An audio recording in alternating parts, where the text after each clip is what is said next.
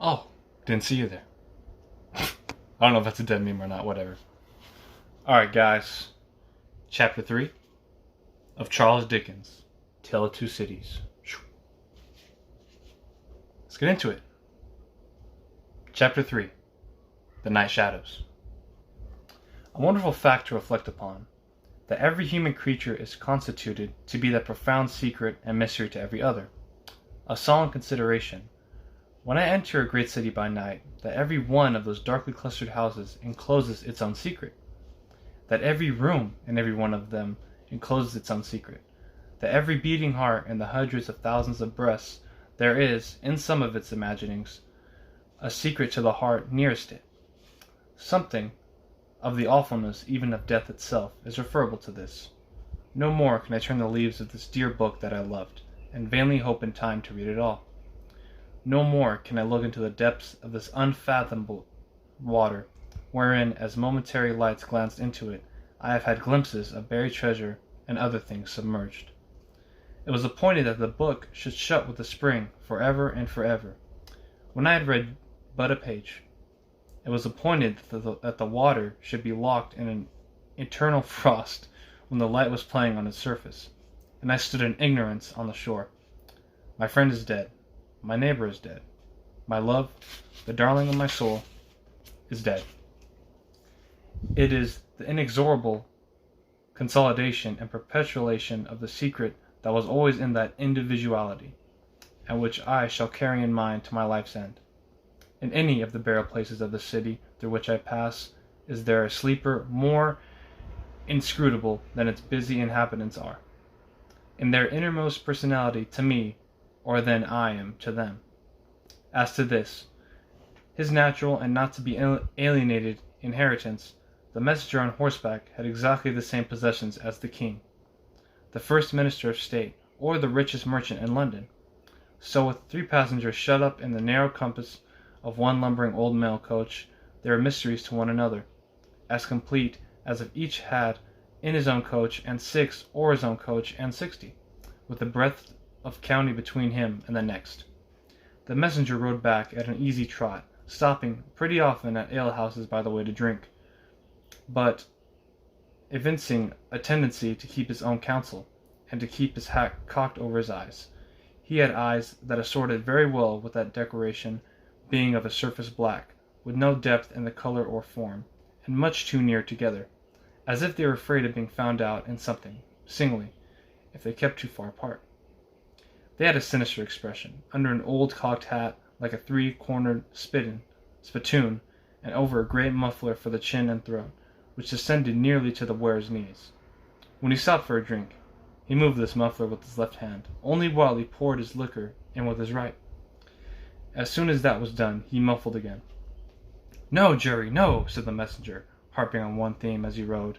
"It wouldn't do for you, Jerry. Jerry, you honest tradesman, it wouldn't suit your line of business. Recalled. Bust me if I don't think he'd been a-drinking." His message perplexed his mind to that degree that he was fain, several times, to take off his hat to scratch his head. Except on the crown, which was raggedly bald, he had stiff black hair, standing jaggedly all over it, and working downhill almost to his broad, blunt nose. It was so like Smith's work, so much more like the top of a strongly spiked wall than a thin head of hair, that the best of players at leapfrog might have declined him as the most dangerous man in the world to go over. That was pretty fire. While he trotted back with the message, he was to deliver to the night watchman in his box at the door of Tellson's Bank by Temple Bar, who was to deliver it to...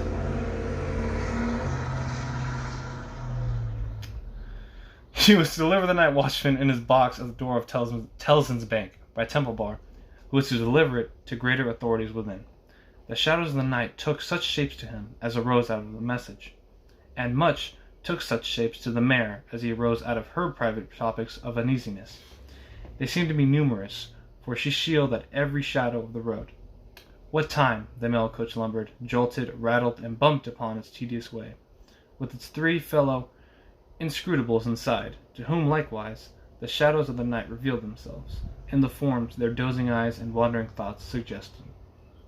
Tellson's Bank had a run upon it in the mail, as the bank passenger, with an arm drawn through the leathern strap, which did what lay in it to keep him from pounding against the next passenger and driving him into his corner, whenever the coach got a special jolt, nodded in his place, with half-shut eyes, the little coach windows, and the coach lamp dimly gleaming through them, and the bulky bundle of opposite passenger became the bank, and did a great stroke of business. The rattle of the harness was a chink of money, and more drafts were honored in 5 minutes than even Tellson's, with all its foreign and home connection, ever paid in thrice the time, than the strong rooms underground at Tellson's, with such of their valuable stores and secrets as were known to the passenger, and it was not a little that he knew about them, opened before him, and he went in among them with the great keys and the feebly burning candle, and found them safe, and strong, and sound, and still, just as he had last seen them. But, though the bank was almost always with him, and though the coach, in a confused way, like the presence of pain under an opiate, was always with him, there was another current of impression that never ceased to run, all through the night. He was on his way to dig someone out of the grave. Now, which of the multitude of faces that showed themselves before him was the true face of the buried person? The shadows of the night did not indicate, but they were all the faces of a man of 45 by years, and they differed principally in the passions they expressed, and in the ghastliness of their worn and wasted state. Pride, contempt, defiance, stubbornness, submission, lamentation succeeded one another, so did varieties of sunken cheek, cadaverious color, emaciated hands and figures, but the face was in the main one face, and every head was prematurely white. 100 times the dozing passenger inquired of the spectre, "Buried how long?" The answer was always the same: "Almost 18 years." "You had abandoned all hope of being dug out?" "Long ago." "You know that you are recalled to life?" "They tell me so."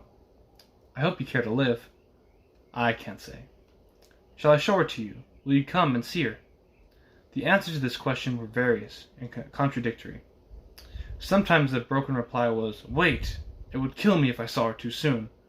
Sometimes it was given in a tender rain of tears, and then it was, "Take me to her." Sometimes it was staring and bewildered, and then it was, "I don't know her, I don't understand." After such imaginary discourse, the passenger in his fancy would dig and dig, now with the spade, now with the great key, now with his hands, to dig this wretched creature out. Got out at last. With earth hanging about his face and hair, he would suddenly fall away to the dust. The passenger would then start himself and lower the window to get the reality of mist and rain on his cheek. Yet even when his eyes were opened on the mist and rain, on the moving patch of light from the lamps, and the hedge of the roadside, retreating by jerks, the night shadows outside the coach would fall into the train of the night shadows within. The real banking house by Temple Bar, the real business of the past day, the real strong rooms, the real express sent after him, and the real message returned, would all be there? Out of the midst of them, the ghostly face would rise, and he would accust it again. "Buried how long?" "Almost 18 years. I hope you care to live." "I can't say." Dig, dig, dig, until an impatient movement from one of the two passengers would admonish him to pull up the window, draw his arm securely through the leathern strap, and speculate upon the two slumbering forms, until his mind lost its hold of them, and they again slid away into the bank and the grave. "Buried how long?" "Almost 18 years. You had abandoned all hope of being dug out." "Long ago." The words were still in his hearing as just spoken, distinctly in his hearing as were ever spoken words had been in his life, when the weary passenger started the consciousness of daylight and found that the shadows of the night were gone. He lowered the window and looked out at the rising sun. There was a ridge of plowed land with a plow upon it where it had been left last night when the horses were unyoked. Beyond, a quiet coppice wood, in which many leaves of burning red and golden yellow still remained upon the trees. Though the earth was cold and wet, the sky was clear, and the sun rose bright, placid, and beautiful. 18 years, said the passenger, looking at the sun. Gracious creator of day, to be buried alive for 18 years. That was chapter 3, gamers. Hope you enjoyed. It's pretty good, like the other chapters. That's why they call it a classic. Next video, chapter 4. Whoa.